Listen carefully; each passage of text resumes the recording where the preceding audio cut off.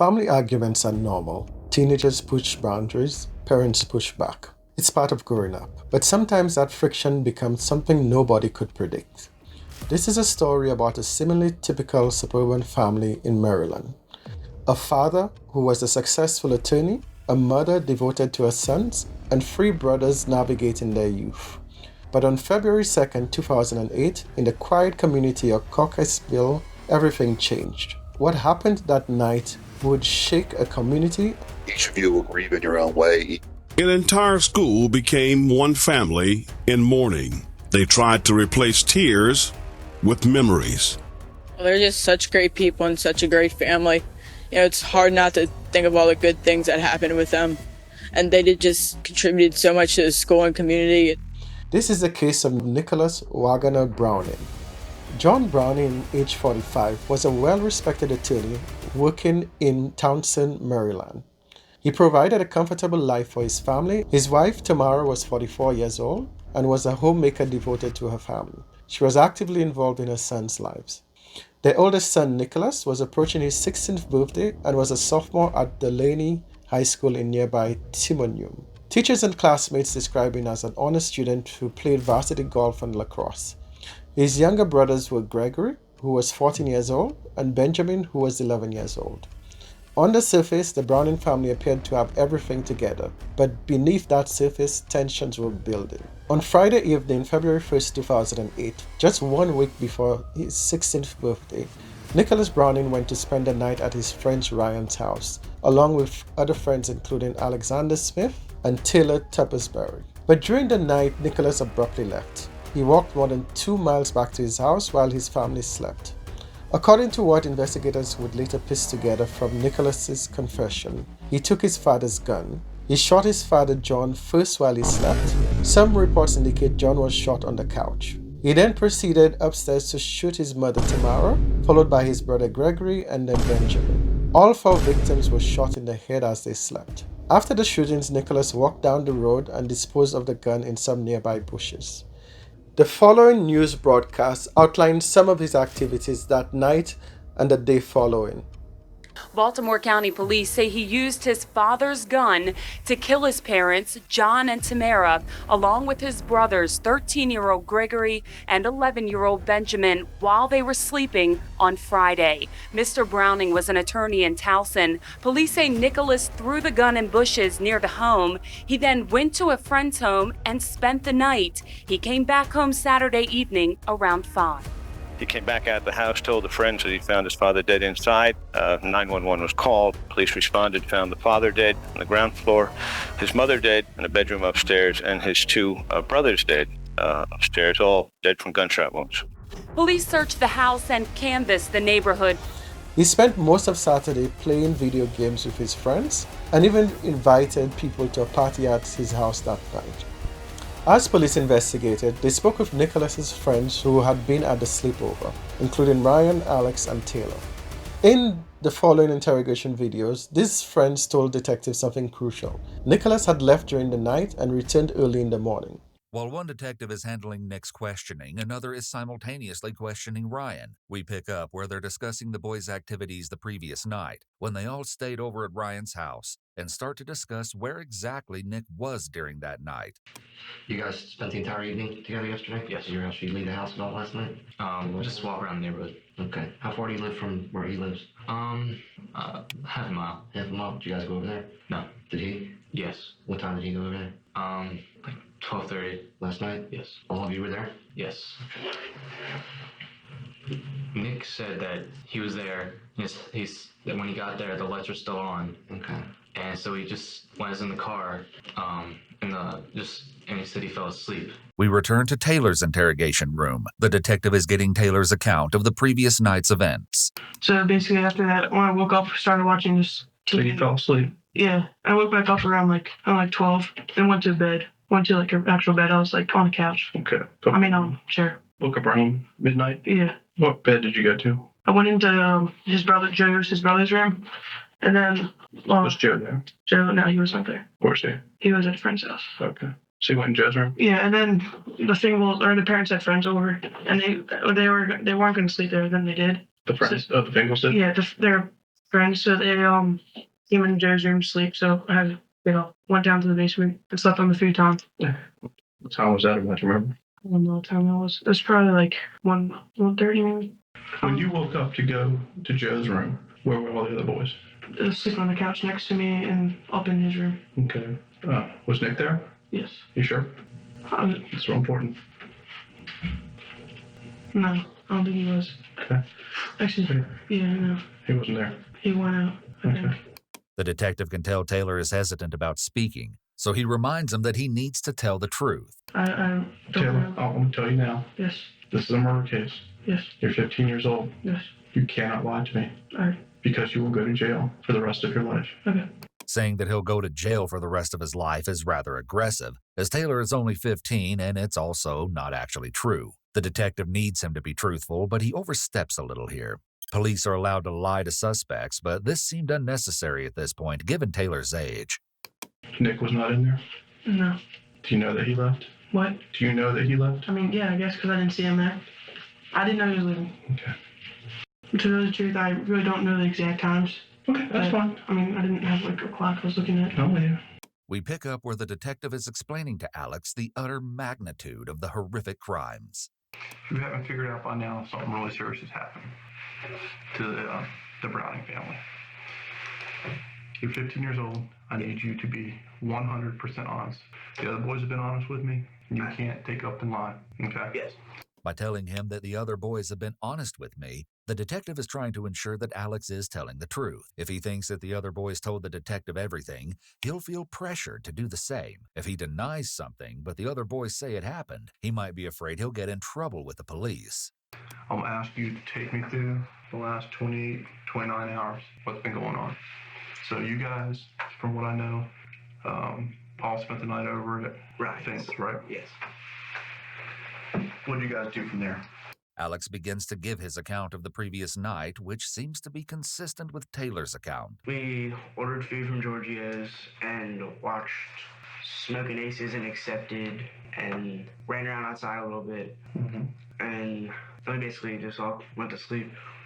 Okay. Where were you guys watching TV and stuff? What room of the house? In the living room. Were Ryan's parents home? Yes. Was there other people there too? Yes. Ryan's parents? Friends. Gotcha. Who else is in the living room with you? Nick. Who else? Did Ryan go up to his room? Yeah, Ryan went up to his room, and Taylor went up to Ryan's brother's room, and then moved downstairs. Okay. Why did Taylor have to go downstairs? Because Ryan's parents' friends were sleeping in his room. Okay. So you and Nick slept in the living room? Yes. You're 100% sure? You need to be perfectly honest with me. That Nick was in there with you? Yes. The whole night? Yes. Alex denies that Nick left the house that night. The detective already knows this is untrue. Okay. I'm having 2 people tell me he left the house. This is a murder investigation. 4 people have been murdered tonight. You don't want to start lying to me right now. I will drag you down with this if you start lying with me. You need to tell me 100% truth. I already know he's left the house. I already know why he left the house. Yes, he left. He immediately changes his story and appears to now tell the truth. The boys may have decided together to lie about Nick leaving the house prior to being brought into the station to protect their friend. Saying that he left the house would obviously make him look guilty. Tell me what happened. Well, Nick was leaving the house too because he was going to take his car out. So when did he tell you that he was going to go over there? He said he was going to leave at 12:45. What were you guys going to do? Drive around? Yeah, just drive around. Do you have anybody to go visit girls or anything like that? No, they were just going to drive around. Okay. What happened after that? Well, I fell asleep around 1. Okay. And then... You stayed in that living room? Yes. And then I woke up around 5, and I called Nick to see where he was, because he said he was going to come back and wake me up when he had the car, but... Okay. He never called, so I called him. He said he was walking back to Ryan's, and he was lost, and I told him how to get him. Then he said he was going to go in the house and get the keys, and then he fell asleep in the car. Armed with information from Ryan, Alex, Taylor, and other friends, as well as some inconsistencies in Nicholas's story, detectives continued to question Nicholas.